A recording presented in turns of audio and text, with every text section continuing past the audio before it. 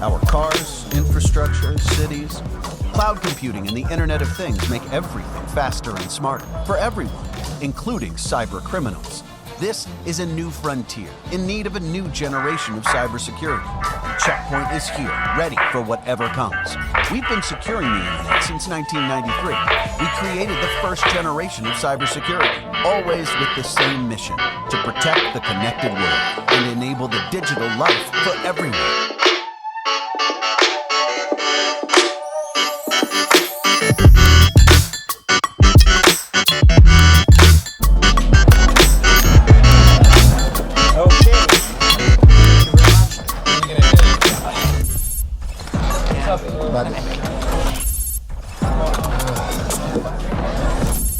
China!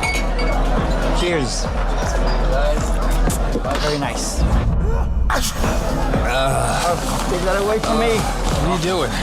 Seriously? Take that off, man. Come on. Yeah, you know me. You're exaggerating. Really good. Really? You're double dipping it. No.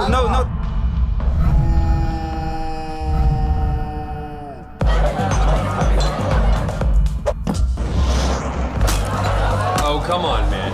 Don't exaggerate. Get in here. Hey, what's this? Hey, I got a link for a free beer, bro. Hey, me too. Sweet. Me too. Hey. It's not working. Hey, wait a minute. Wait, whoa. You're taking all my stuff. They're downloading my... Somebody's taking all my stuff, man. You too? Oh, man, I'm so toast.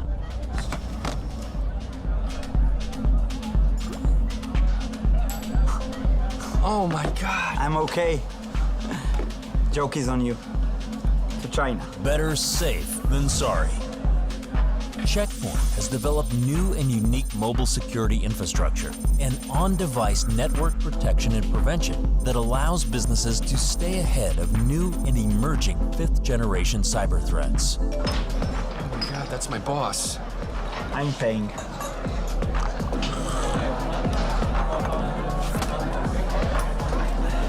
Add Checkpoint Sandblast Mobile to any device with BlackBerry Unified Endpoint Management or Container and blast all those hackers.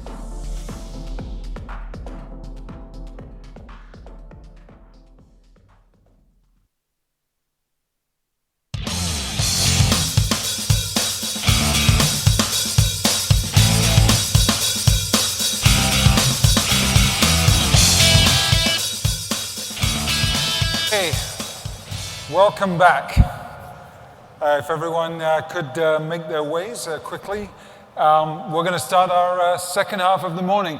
For lunch, we're going to start lunch a bit later than we expected, somewhere between 12:15 and 12:30. Don't worry about it. They've made lunch for 4,000 people. It's not going to be taken by anyone else. So we've got a lot of great material, content, and innovations to talk about over about the next hour or so. Now, the next session follows on from a successful session we had last year at CPX, actually CPX 360 in Barcelona for EMEA. We had an ethical hacker called Pablos Holman. If you were here, you would remember him. That was one of our most popular sessions. And in that session, Pablos talked about how we're investing so much in physical security and only a fraction in cybersecurity, and yet most of the time the physical stuff is not attacked. And no one's really looking to come for it, whereas we're being attacked constantly in the cyber domain, and everyone's after it, because that's where the money is. And his point was that is really way off, and that's what the bad guys are taking advantage of, the lack of balance. So we thought we'd do something similar this year, bring in another ethical hacker with a unique perspective on cybersecurity, the industry, how we might want to look at keeping the hackers out, and really take us inside the mind of a hacker. This presenter is a ethical hacker and a social architect, because you have to think of the social aspects when you look at this kind of thing. And he's been doing this for more than 15 years, which when you look at him, it looks like he was 6 when he was started or something. He started his own company called Sygenta with his wife, where they go around the world talking about these kinds of things. So, without further ado, please welcome to the stage, Mr. Freaky Clown. Thank you.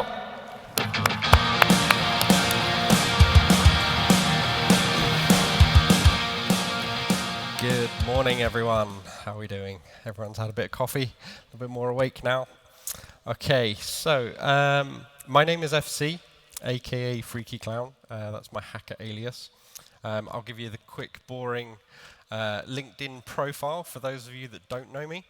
I've been in cybersecurity now for more than 20 years. Do a lot of physical stuff as well as the hacking stuff. But that's really boring. Everyone's seen this. A lot of people don't know me, so I want to do a quick introduction, because we don't have a lot of time today, about who I am and what I do. So I am one of these, an ethical one, not a criminal one, which means I'm not one of these. I'm not one of these. I'm not one of these. I'm an old school one of these, and I've been doing it since I was a little kid, at least until these guys did this. All of the charges were made up. They were dropped. I gained my freedom. That meant I went on to get the best clearance you can in the UK. They don't give that to criminals, I assure you of that. That means I went on to work for these guys. I then went and did a stint with these guys. And then these guys. I eventually ended up working for these guys. So most of my career, I have gone to work basically dressed like this. I'm not kidding. On Fridays, we would dress down, obviously. Nowadays, though, I'll mostly go to work dressed like this. And when I'm not doing this, you'll find me doing stuff like this, which is flying around the world, talking about cybersecurity, trying to instill cybersecurity into companies, working with them, trying to make them more secure. We also do a lot of outreach to schools and universities. And when I'm not doing that, you'll find me doing stuff like this as a hobby. I love doing this as a hobby, which is quite fun. But my favorite hobby of all is this one, which comes in really handy when these people do that. As an aside, don't break out of handcuffs if you get arrested. They really don't like that. So I'm here today to talk to you a little bit about what goes on inside a hacker's mind. What does that mean? What do I think like? How can you use that to help your company be more secure? So the first thing we have to do is figure out, what does it mean to be a hacker? Yeah, if you ask anyone in this industry, or anyone in the media, especially the press sitting here, thank you, they'll say that you need all of these really cool elite hacker skills, right? You need to understand operating systems, firewalls, protocols, exploits. You have to keep up to date with everything. It's a really fast-moving industry, and we have to keep up to date with that all the time. There's lots of stuff we have to know about in order to be a hacker. But that's not quite true. All of these are just skills, and anyone can learn these skills. Right? You can go away, you can learn about exploits, you can learn about how to run things against machines and scans. It's really quite simple. That doesn't make you a hacker. That makes you someone that's able to run some tools. What makes a hacker more than anything is their mentality. And it's that mentality that really drives what a hacker is. So, what makes me a hacker? What's the mentality behind my hacking skills? Well, it's really simple. The thing that drives me is I have trust issues. I trust nothing unless I understand it fully. And I'll take it apart to the nth degree until I understand it, and then I might think about trusting it. But what does that mean in terms of a broader industry? How can I, as a hacker, trust anything? Because I can't even trust security companies to create secure software. And if they can't do it, how can anyone else do it? So I'm going to show you a couple of things now in the next couple of slides. This one here, this is 2 screenshots of some security software. Right, this is actual security software that hackers use to find vulnerabilities. And what I've done here is I've found vulnerabilities in them, which means I can now attack attackers. So this is a cross-site scripting in OpenVAS, and the other one is cross-site scripting in a recognized security scanner. These have both been responsibly disclosed to the companies, and they've been fixed now. But this shows how hard it is to really secure your software. XSS is now 20 years old, and yet we're still finding it. It should be fixed by now, but it's really hard. I'm going to tell you a couple of stories about what it means to be a hacker, especially in my job. See, my job is I have to pretend I'm a criminal. I have to think like a criminal. Not be a criminal, but think like one and do the behaviors that a criminal will do. And one of the biggest things that a criminal will do is not put up with security theatre. And we see this all the time, all around the world. And I'm going to tell you a little story now about one such case of security theatre. A company came to us and said, we've got a very secure network. We want you to test it. It's held in a data center. The data center is protected by ex-military soldiers. Yeah, so we've got the best soldiers guarding this facility. I'm like, okay, right, this is going to be tricky. So I go out to the data center, I scout it out. I'm there for a couple of days, and I see a weakness in it. It's when the guards change. When they go from one sort of stint of people to the next stint, they change over, but one guard is left outside whilst they do this. So what I did was I got my hire car, I drove it through the barriers, over a little curb, through some bushes, outside the guy, just right next to the guy, grabbed him, kidnapped him, and put him in my car and drove off with him. I then convinced him to hand me over his keys and access cards, etc., so that I could get back in. What do I mean about security theatre in that instance? Well, they've said they're ex-soldiers. And the trouble is, if you put soldiers into a place where they're not in the war zone, they're not expecting to be attacked. And just because a company says we've got military-grade security doesn't mean they're going to be behaving in the same way that they would if they were in a war zone. If they were in a war zone and I did that, I'd get shot. But they don't have the weapons, they don't have that expectation that they're going to get attacked. So therefore it's easy for me to break into that company by kidnapping someone. Like I said, we pretend to do the criminal things, we aren't criminals ourselves. Another story. I got approached by a company. They said, can you break into our network? This is really going to be really a tough one for you. So I was like, okay, how am I going to get in? They've put in millions of pounds worth of firewalls and all sorts of cyber protection, which most people will be doing now, I hope. So what I did was I broke into the company. I broke into the building, and I stole this phone. That's not really going to get me on their network anytime soon. So what I did was the next day I broke back in and I put the phone back on their desk. Nobody's any the wiser. It's just a phone sitting on a desk. And one of the things we do as hackers is we think outside the box. We think, how do we circumvent all of the controls and all of the procedures that you've put in place in order to get to where we want to get? In this case, I didn't think outside the box. I thought inside the box. And I actually took the phone apart, put in a Raspberry Pi, connected it up to the network ports, gave it some power, gave it a wireless interface port, and then put it all back together. And then when I broke it in, just planted it on a desk, and it's connected to their network. It still works as a phone. It still works as a wireless access point for me out in the car park. Now this was, 6-7 years ago, before people really knew what the Raspberry Pi was. Nobody was ever going to find that box. In fact, it might still be there, I don't know. I should probably go and check. The point is, a hacker will think of completely opposite things to what most people will be thinking about when we're attacking a network. You'll think, okay, they're going to come in through the firewalls. No, they're going to walk through the door and use a telephone like this. Another story I've got about a similar incident is a company that spent millions of pounds. They spent millions and millions of pounds on all of their cyber defenses, all of their physical defenses. It was really good. They did a great job on this. They put in a £60,000 revolving door, similar to this one on screen. What they didn't understand was how it worked. And what they did was they got a contractor in to put this door in.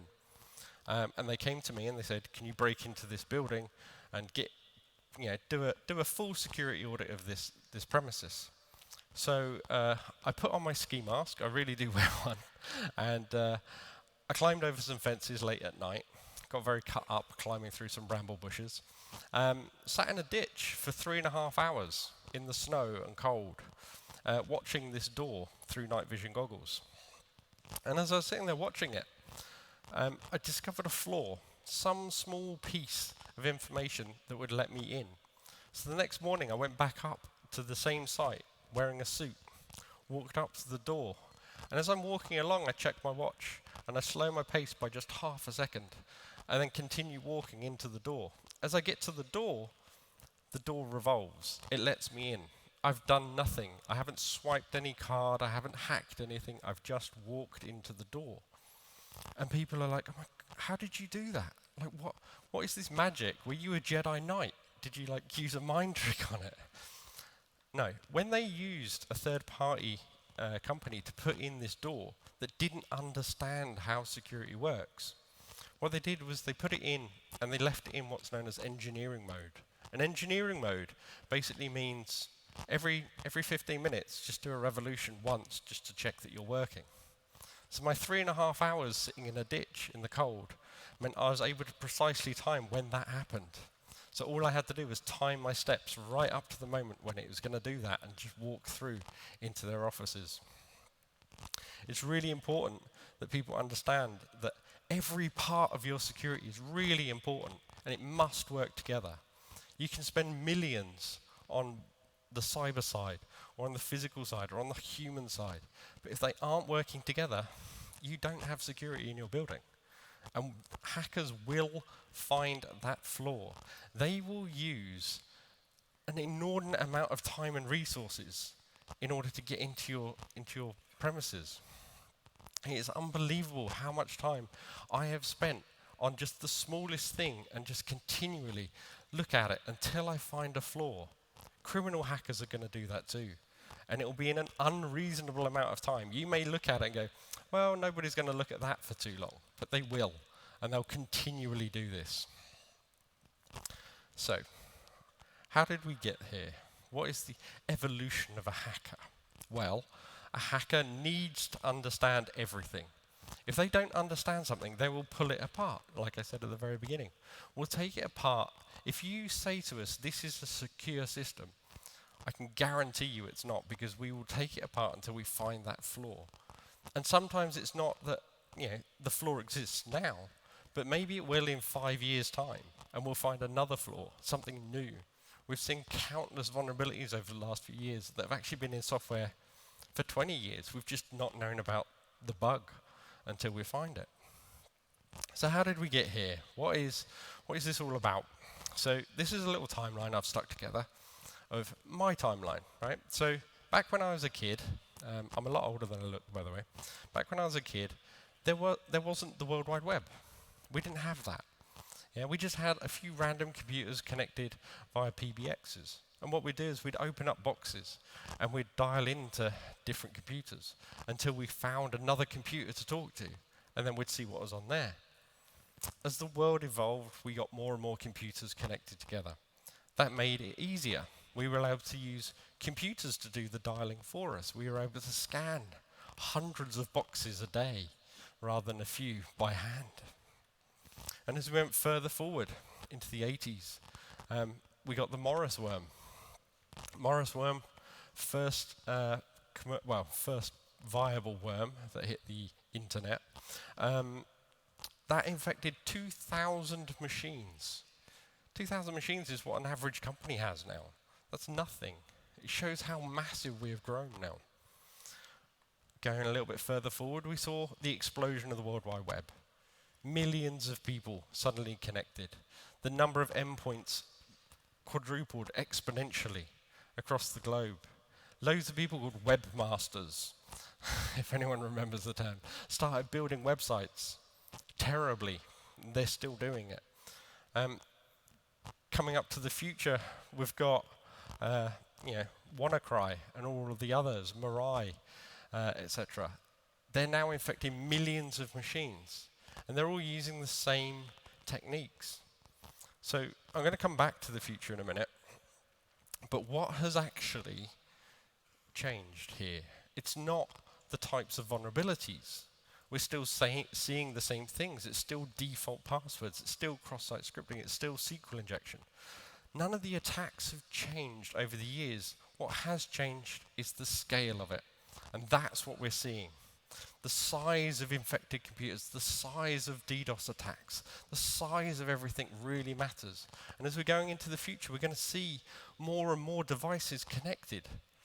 And that means everything's going to get bigger. We need to find a way to stop the scaling of everything really hurting us. This is particularly involving IoT devices. That's going to be really hard because you have a small device that can't really do a lot of encryption. You can't put a lot of power into it. But there's millions of them, and they're going to really start to hurt us. So what does the future hold? Well, we're starting to see the rise of AI and machine learning now. This is really important to the human race. We're going to see a lot more of this really integrating into your lives. We're going to see driverless cars. We're going to see a lot of interesting things. But as a hacker, this is fascinating to me because it means that we can start researching attacks onto these systems already. And we're already seeing it. It's fun, fantastic stuff. For example, at the top one here, we've got an image classification bot. And it's picked out that this is a panda. And it's got a 60% confidence rate of that. But if we put over a special noise over it, it confuses the machine learning. And it thinks it is now a gibbon. And it's actually more certain that it's a gibbon than it was a panda. So we can start to manipulate how machine learning algorithms start to work. The bottom one is really interesting to me. A lot of shopping malls are now starting to show CCTV cameras, using them for machine learning and image capture to sort of look for terrorists with weapons. Right? Imagine if a terrorist gets into that network and starts messing with it in the same way that this one has. You've suddenly got terrorists running around with turtles rather than AK-47s. That's quite terrifying because the systems that you've put in place to protect people are no longer doing that. And we're already seeing a lot of attacks on driverless cars. Yeah? These are actual research pictures showing that you can really mess up how an AI-driven car works. And I don't need to tell you how fatal some of these can be. And we're going to start seeing these types of attacks in the wild fairly soon, I'm going to assume.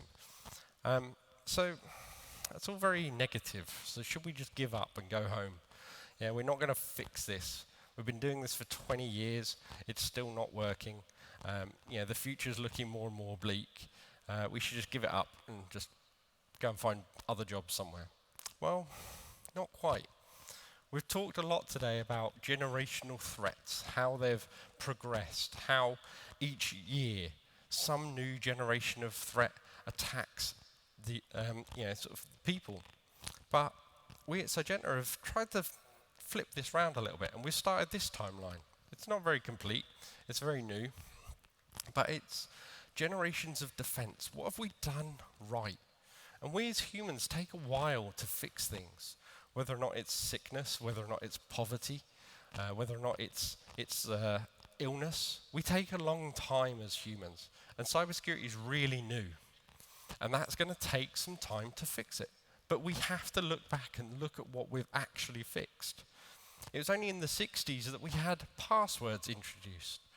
Absolutely mind-blowing today that now that you could just log in without a password.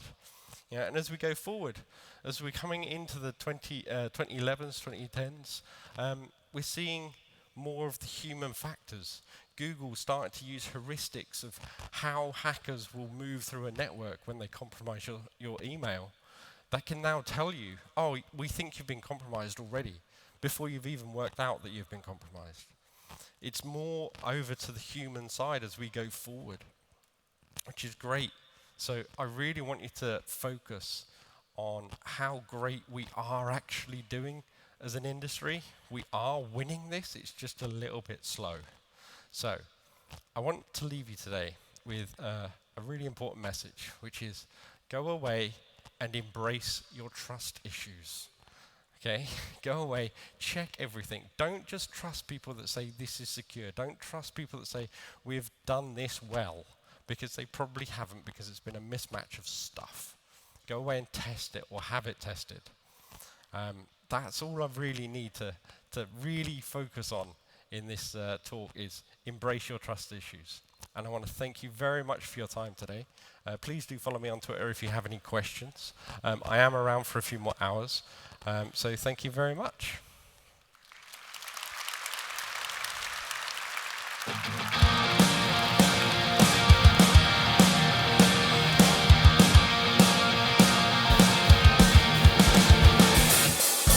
One of our key next speakers has 20 years of cybersecurity experience with companies like Intel, Microsoft, M86, and Checkpoint. He also played professional handball with the Israeli national team, so he knows a thing or two about goals. Our other speaker joined Checkpoint in 1999 and played a central role in the initiation, design, and development of its key architectures and products along the years. He serves as a Europol Internet Security Advisory Board member and enjoys sailing. Ladies and gentlemen, please welcome Checkpoint's VP of Product Management and VP of Technology and Innovation, Itai, Greenberg, and Oded, Gonda.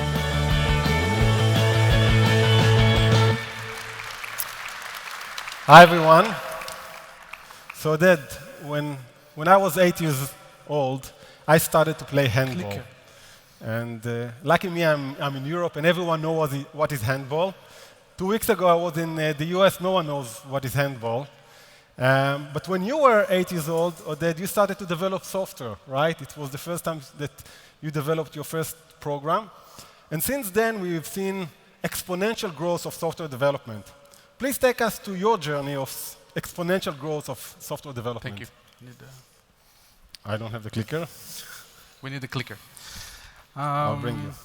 So hello everybody. We want to give you another angle into our growing world and into what we mean when we talk about exponential growth. And I want to take you through the journey of what does software development mean. And for me, it actually started in 1982. This was my Sinclair ZX81 computer, a pretty cool machine with a huge memory of 1 kilobyte. Just that you understand, it means that by the time that you fill the whole screen with some code or text, it just crashed. So I spent most of my pocket money for the next 6 months on buying a 16 kilobyte memory extension. It was pretty wild days, and the toolbox that I had was a computer, the user guide for the computer, a single programming language called BASIC, and daily releases of software. Now, you might be asking, how come you really had in 1982 daily releases of software? And the answer was that I didn't have any magnetic tape. So every night, my mother released the power cable out. And this is why I had daily releases. Fast forward to 1999, and I'm already in Checkpoint. At that time, we were working on the 4.1 release. And the toolbox became bigger, exponentially bigger. We now had a computer, an OS, a programming language called C, many books. The internet just started, so with some forums. And we released the software every 6 to 12 months using a CD-ROM. You probably remember that. The modern toolbox for a developer in 2019 looks completely different. You have so many resources and tools. Maybe one of the most important is open source, the ability to take the wisdom of other people and just incorporate it into your software, into your capabilities, to use APIs, to use the cloud, but also to use modern software development and delivery techniques and be able to deliver code practically every minute, every day, without going through a release cycle where the customer actually need to upgrade the software. Now, when we talk about exponents as humans, it's sometimes difficult to grasp what does actually mean, and I want to go through an example here. This is a medical image of a breast tissue. In 2018, in the EU alone, pathologists analyzed more than 500,000 of these. And in 2016, the International Symposium on Biomedical Imaging set a challenge for researchers to try and develop technology that will be able to find tumors in such images. The results were nothing short of astounding in my view. Within a few months of work, several teams in Europe, in the US, in Asia, were able to reach amazing results. They were able to identify tumors against other benign things which are not medically necessarily a problem, and with an amazing accuracy. The software was able to find it in accuracy of 92% relative to a pathologist that had unlimited time and was doing only 73%. Now, how did they achieve this? They achieved it with open source for medical imaging sensing, with AI open source called TensorFlows, with APIs, and with a Google Cloud account. And that's for me the meaning of exponential growth, the fact that few people in a few months can achieve a result like that. But it also brings a question. It brings a question for us at Checkpoint and for everybody here in the audience. How can we enable and support security for our own organization? And how can we enable exponential growth? How can we enable things to move rapidly and quickly? So let's look closer at some opportunities and challenges that we need to face. We need to face as a security vendor, but pretty much you need to face in your organizations as well. The first one is the number of assets, which is really growing. As security people, I think that we want to be Dr. Yes rather than Mr. No. We want to be able to say, yes, this is possible. We can secure it, no problem, you can use these tools. But the challenge is how to allow all of this securely. How, when there are always new capabilities and people want to use them, and Sharon explained this very well, how you manage all of this, how you deal with this. 5G is just around the corner. You're going to see the first deployments in next year of 5G. And 5G means a lot of things. It's a truly exponential growth technology. That means that in 1 square kilometers, we could have up to 1 million devices that can communicate with each other, peer-to-peer. And that means that they will not necessarily go through the cloud or through the gateway. They will do it in an encrypted manner. And your organizations are going to want to use this technology. And we need to deal with the challenge of how to maintain low latency, because 5G is going to allow 1 millisecond latency between two devices that talk to each other or a device that talks with the network. How to deal with encryption, where the communication between these cannot necessarily be seen, and how to utilize the rich context that is available on the devices. We have context on the IoT device, on the mobile phone, on the desktop. We have context on the server. How we can make use of that? And then a very important challenge is how to deal with the rapid development and delivery of software. How to secure the process without delaying it, and how to deliver security in a continuous way. In the last years, we've been thinking a lot about this, did a lot of research and development, and we think that potentially a new model is needed. And I want to invite Itai to tell you about the new model. Thanks for that. So we came up to the conclusion that we need a new architecture. to allow exponential growth. And what does it mean, allowing exponential growth? So yes, we need the exponential growth for the software development to happen. And for that, we need to have a lot of AI, machine learning. We need to be able to understand the context of the asset, the digital asset that we want to secure in order to provide a more accurate and agile security for the assets that we want to secure. We want to leverage the open source, the community, the wisdom of everyone to move faster. And we want to leverage technology that is available in the cloud. AWS is giving us an amazing machine learning engines.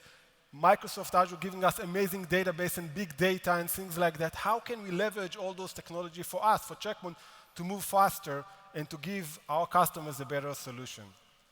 And this is what we're coming with Infinity 2.0, the new Checkpoint architecture. And the new Checkpoint architecture comes to secure everything. It will secure millions, if not billions, of assets around the world. It will secure cloud, it will secure IoT, it will secure networks, it will secure everything. Let me explain the main concept of this architecture. On the right side, or on the right side for you, we have the Infinity Cloud. And the Infinity Cloud is, we took all the Checkpoint technology that we developed over the last 20 years from the mobile, from the network, from the endpoint, and everything is available on this Infinity Cloud. It's the delivery service. On the left side, you see a small drop. This is a Nano agent. It's less than 5 megabits of software that is optimized for any digital assets that we want to secure. We're going to have hundreds of different, if not thousands, a marketplace of Nano agents for every type of assets that we want to secure. A Nano agent for Kubernetes, a Nano agent for virtual machine, a Nano agent for a serverless, for Lambda, a dedicated Nano agent for iOS and a one for Android. Nano agents for any type of IoT device. In fact, if you go now to the technology room, you'll find an example with Aero that we do a Nano agent for a very small IoT device that they develop and we give them the Nano agent. Now, as I mentioned, we have all the technology inside the Infinity Cloud. And you can see here we have the shared intelligence, the threat prevention, the zero trust. We have a lot of things and third-party integration as well. If I open one of those drawers, you'll see that we have a lot of building blocks. Gil mentioned in the morning all the security technology that we developed. All of it will be available in the Infinity Cloud. So some of them you're already familiar with, like the threat emulation and the anti-bot, but we are going to add many new others inside. For example, the new acquisition that we did a month ago for web and API security. And the idea is once a new application is available or new service is available inside, all the Nano agents will immediately be able to consume them and to take advantage of them. This is the agility of delivering security faster to any asset that we want to secure. Now, some of you may ask, okay, this is very cool, but what if there is no connectivity with the cloud between my Nano agent? What if there is a latency and I need something to work really, really fast? What if I want things to work in my own environment and I'm not willing to share my information with the multi-tenant cloud? For that, we came up with another concept. We call it the fog. And the fog is a small version of the Infinity Cloud that runs in your environment. You can choose to have a fog running in your own AWS account, in your own Azure account, in your own branch office account. You can have multiple fogs deployed wherever you want as a customer. And the fog, you can run all the services that runs in the Infinity Clouds can run in the fog. Very close. Latency is not an issue anymore. Privacy is not an issue anymore. And you get everything running in your environment. So this is the whole architecture. And I want Oded to share some use cases of how you customers can take advantage of this new architecture. Oded. Thank you. So let's go explain a little bit how Infinity 2.0 is indeed going to allow exponential growth. And for us, it starts from being open. And by being open, I mean really open. Open source.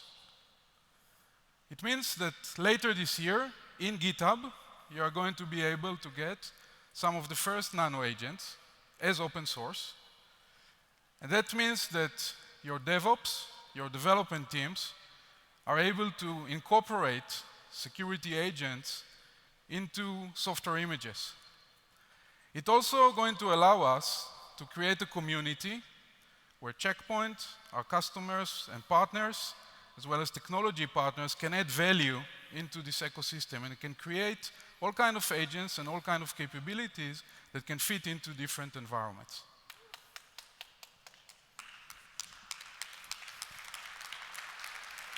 Thank you. Infinity 2.0 is going to have a powerful web UI and full REST API that is going to allow us to manage all aspects from cloud, network, endpoint, mobile, and IoT. And it's going to be an asset-centric solution where a single tenant could have up to 100 million assets mapped into the system. For those assets, we will be able to build policies that are based not just on networking and technical parameters, but also based on the project or on the function or the location of the asset. We are going to be able to create guardrails between different groups of assets so that security can define guidelines, and within those guidelines, DevOps have complete freedom to do everything that they want for a certain class of assets.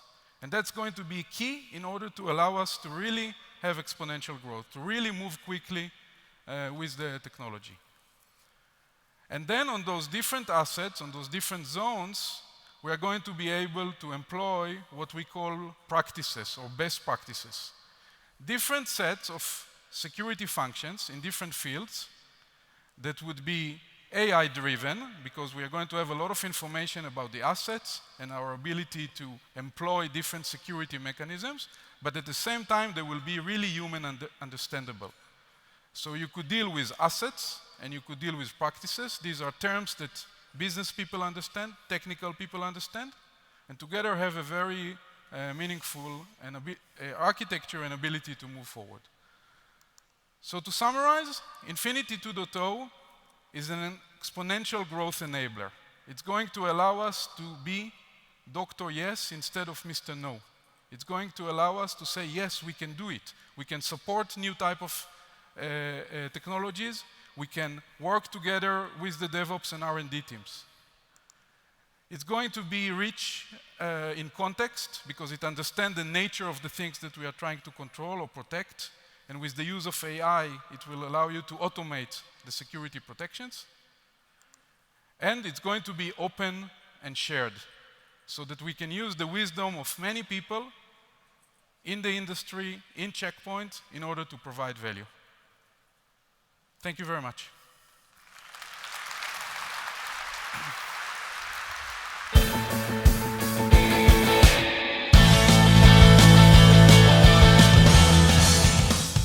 Our next speaker has always loved computers, ever since his first Atari. From global ISPs to government networks, throughout his career, he has always sought out the most challenging environments. He leads the development and delivery of Checkpoint's advanced services, including the Checkpoint Incident Response Team. His Atari may be long gone, but he still enjoys playing with Legos. Ladies and gentlemen, please welcome Dan Wiley.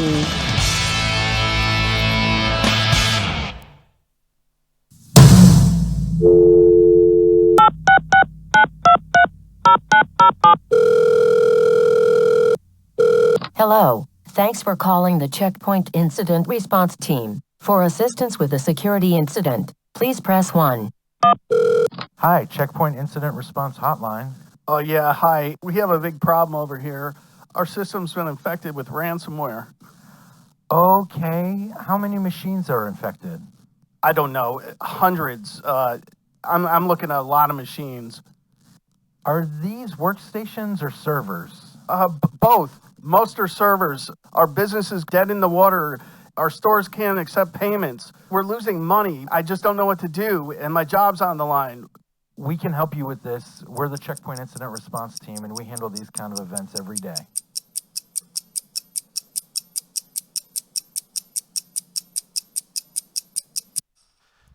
Now, imagine that's you. Your career is on the line because of a mistake you've made. Recently, we had a call from a customer that called us and said that they were losing $1.4 million a day in revenue because all of their systems were encrypted. They'd been trying to fight this battle for hours, days, and they couldn't succeed. They were failing, and their business was completely underwater. The administrator was getting serious pressure from the financial officer, the CEO, the CIO. Everyone was calling him 24 hours a day, 7 days a week, asking for status. Why isn't this done? Can we please have it finished? We're losing $1.4 million a year. Oh my gosh. I want you guys to put yourselves in this administrator's shoes. That is a significant amount of pressure when you have all of your systems down and you're losing revenue. One of the things that we find when we talk to our customers and they go through this process of having to deal with these attacks is that our customers are actually going through a level of grief. And grief takes many different forms, but essentially in these cases they are dealing with the most stressful time of a company's life when they're down and their reputation's at stake. What we find are our customers are going through these emotions. And for any of you that know grief, there are actually 5 phases of grief to actually deal with a grieving situation. And the very first one is denial. Denial takes, again, different forms, but we've actually found customers actually deny the fact that they've been compromised. We've had 2 or 3 customers that waited 3, 6 weeks, maybe even months before they actually reported that an attack has actually occurred. Now, don't be Beaker, right? It will happen to you eventually. Don't deny the fact that you've had an incident. Accept it and start working around it. Don't deny that you've been compromised. It's the worst situation. The next phase of grief is anger. And anger is the most complicated emotion that we actually have to deal with. When our customers call us, they can be incredibly angry. Almost as angry as Animal here with Steve Girl here. But the point here is that this anger actually manifests itself in multiple different ways. We've actually had customers yell at us. They've sworn at us. We try not to swear back. We kind of have to hold that back. But they do go through this anger phase where they just don't know what to do. They want to lash out. They want to get some sort of remediation from this event. They want someone to go to prison. We've even had people ask us if we could take somebody out, and again, we say no. But this anger is real, and you actually have to try to contain that anger in an appropriate way so it doesn't become something really toxic and aggressive. The next emotion that we deal with is bargaining. Now, bargaining is actually a really interesting moment in a life cycle of your grieving process. Because right at the moment when everything looks the worst, you want to find a way out of the situation, and the attackers actually give you a way out. They give you a ransom note to be able to shortcut the entire grieving process and say, hey, if you give us X number of Bitcoin, we'll make the pain go away. Now, if anyone goes through the grieving process and decides that they're going to skip one of the phases of grief, sadly, lessons are repeated until they are learned, and more than likely you're going to have to experience this again. I do not recommend paying the ransom. I really don't. It really does perpetuate the whole society of all of this ransomware attacks, and it actually validates it, and there's actually an economic reality behind it. So if you don't pay, it will actually make a difference. The next phase that we deal with is depression. Now, depression is the most dangerous phase in grieving. I do not recommend doing what Kermit is doing, which is doing lines and shots of tequila. Definitely take a moment for yourselves when you are in a depressed state. One quick note, Forbes magazine just did an article. 1 out of 6 chief information security officers are actually using alcohol to dull the pain. I'm convinced for the administrators, it's probably closer to 50-50 split. The reality is that depression definitely manifests itself, but self-medicating is not going to help you guys. So try to stay away from the lines. I definitely recommend it's a bad path. The next phase that we deal with is acceptance. Now, acceptance is actually the most gratifying phase because now you can actually do something about this event. Now you can actually take your life in your own hands and move forward. And that's where our team, the Checkpoint Incident Response team, actually comes in to help customers deal with the events that they've had and accept the fact that something has gone wrong and then actually address it to make it not happen again. Acceptance is vital in any of your grieving process. Now, as I led in here, we've had many of these events, but we're going to cover one quick incident that we dealt with earlier in 2018 during the holiday period. This customer did call in, they're losing $1.4 million, and they really needed a way to understand how the attack occurred because they didn't actually know how the attacker entered their environment to encrypt the entire infrastructure. So our team came in, we started analyzing the entire attacks chain. We were able to completely tell the story end to end, and it's an all too familiar story.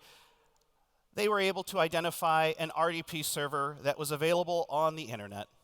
Now, I've come up here 3 times in the last 3 years saying the same thing, which is if you have an RDP server, a remote desktop server, exposed to the internet, you will get owned.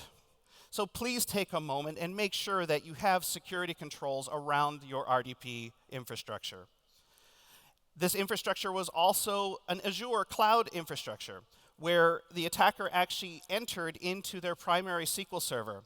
He sat on that SQL server for 3 to 4 weeks studying the entire environment and utilized that server to move laterally after he broke into the RDP service. Now, this customer had a very large cloud infrastructure and on-prem infrastructure, so the attacker had no issues with moving laterally from one section to another because this customer had 0 controls or segmentations around any of those zones. Now, the key to this attack was there was actually no malware utilized in any of the components of the attacker's kill chain. He used what was available to him. He used the operating system tools that were installed on the SQL server. He was able to identify multiple accounts, including global domain admin, because, hey, that's what you should use when you log into your SQL server, right?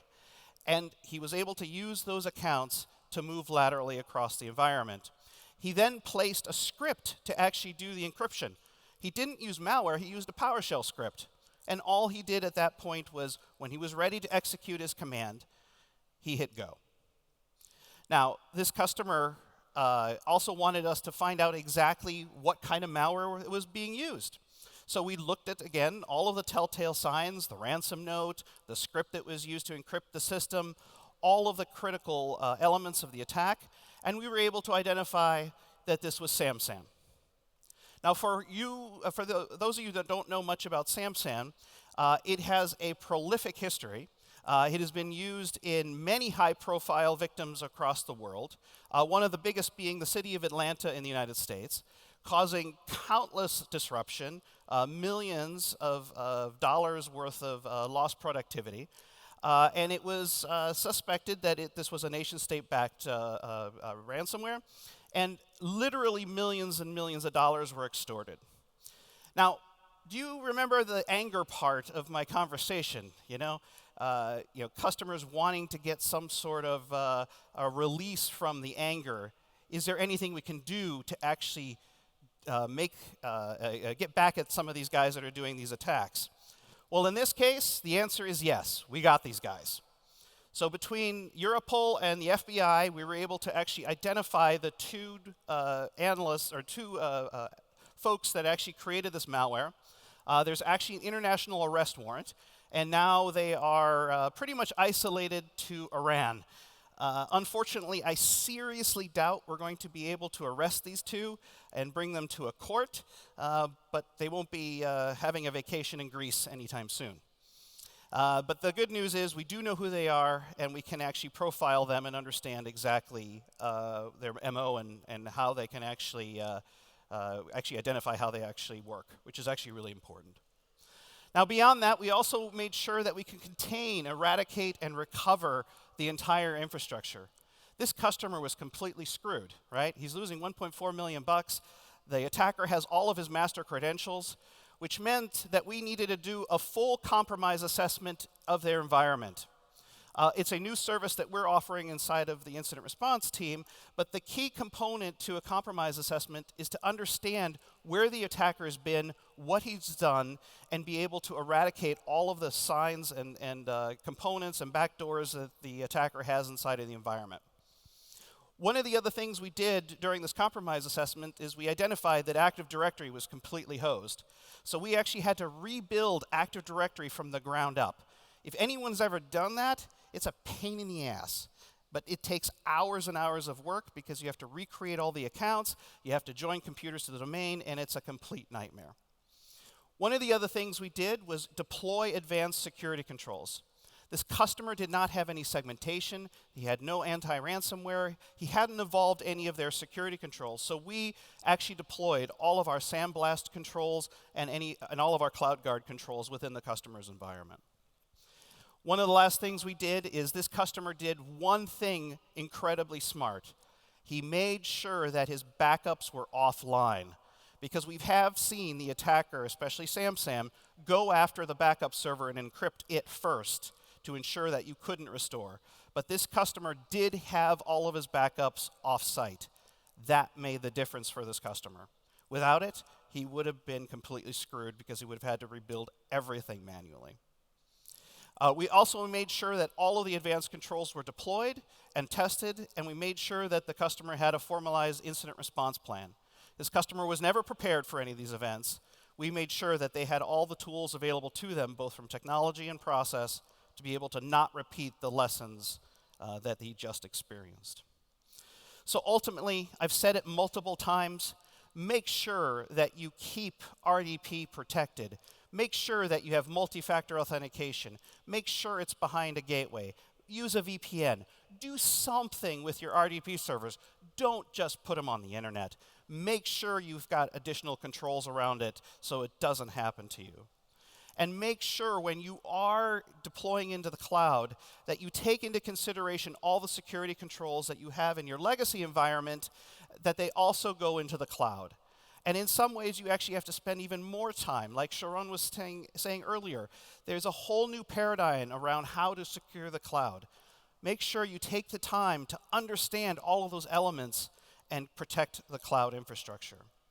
And if you don't have a plan, you're going to face these 5 stages of grief. You definitely don't want to go through them over and over and over again. We've had customers that have had multiple incidents because they just don't want to accept the fact that they need to invest in new security controls.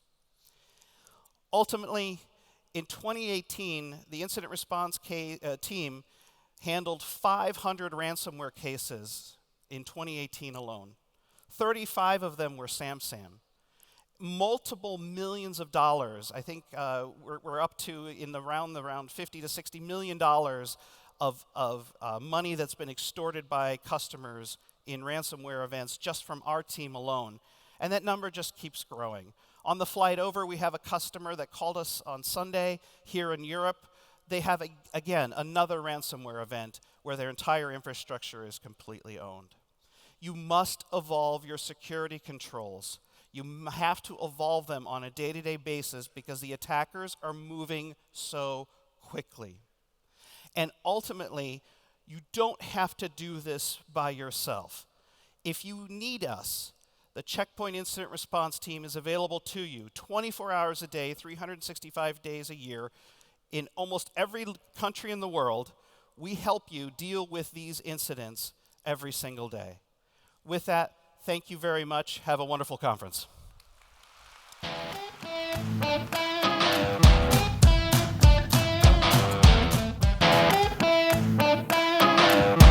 Our next speaker got his first job as a product manager in the internet banking industry back in 1998, and he's been managing products ever since.